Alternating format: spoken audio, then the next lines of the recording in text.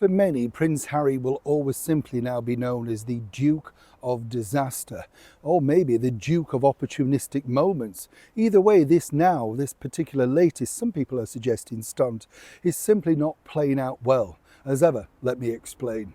Morning, good to see you, chums. Thank you so much for your time today. Lovely to have your company. I hope you're all keeping well. By the way, I know I love to share these things with you, and you might think I'm daft when I tell you this, but the other day I saw a thing and I just thought, gosh, it's that simple, isn't it?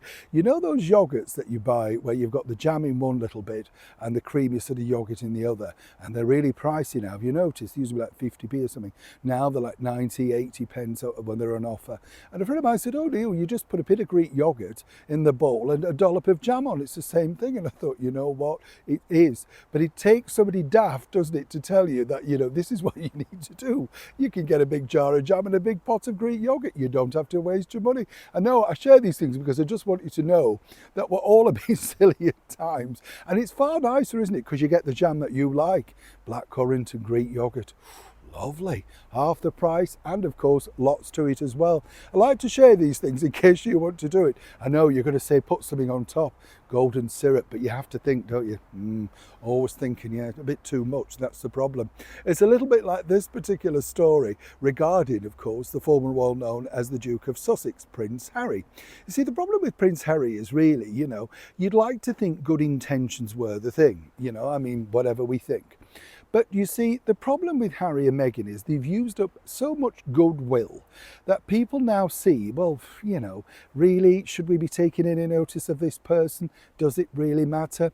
Remember a few years back when they basically said at the Sunday service of memorial that, he couldn't have a wreath placed and everything. So he and Meghan decided to suddenly have private pictures taken of them placing a wreath. And you think, tacky beyond belief. Some people are suggesting this is now in the same vein.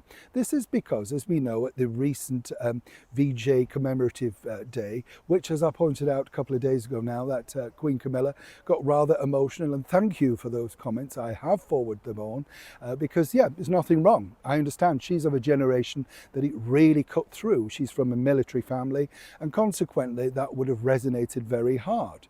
Now, as we know, Harry and Meghan, some people suggest, right, were less than nice, kind, benevolent to, of course, our late and wonderful monarch, Queen Elizabeth II, in her very darkest moments, continuing to bash the monarchy on their Netflix shows, the fake curtsies, everything like that.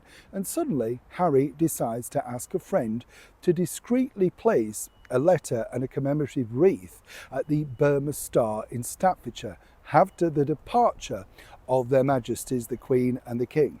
Now, you might say, oh, it's very nice. And, the story goes that, yes, Harry had a very special relationship with the Duke of Edinburgh.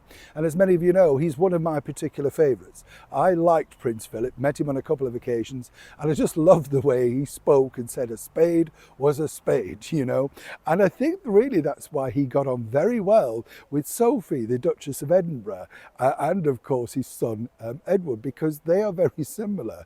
Princess Anne has his genes. I mean, I know that, but do you know what I mean? That sort of no-nonsense approach. I love that about them. The fact that, this is ridiculous, we'll carry on. Back to the Duke, of course, he decided, yes, to put a wreath and a very touching and moving letter. No two ways about that. But now this has initially backfired because once again, it's got into the public domain. It's a little bit like, do you remember when, sadly, at his funeral, their wreath, complete with details about how the wreath was made up, if you remember that. And you do come away thinking, no, this isn't the time about you. Now, I don't know at this point, I've contacted my sources and nobody's actually admitting who got this out into the public domain. Now, one might say this is their new team, as we've seen with Harry recently with the, weird things of, I'm inviting you to the Invictus Games, let me check with the diary, and then the secret meeting that was not so secret meeting. All of those sort of things are now coming out on a regular basis. But as for the Duke, if he feels that this sort of situation, shall we say, given what happened literally as the Duke of Edinburgh was sadly very ill, and they continue to put out the Oprah Winfrey interview. It's very hard to look at this and say good intentions. Either way, I would say, I'm sure on a moment of reflection, he must think back and think, what did I say and do to a man that clearly meant something and remains to me, it means something to him, but is it now all too late?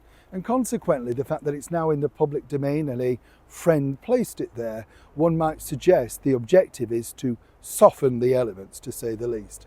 I'd love to know what you think to this particular story, genuinely, in the comments below. And please be polite, like and share. Neil Sean, Kensington, London.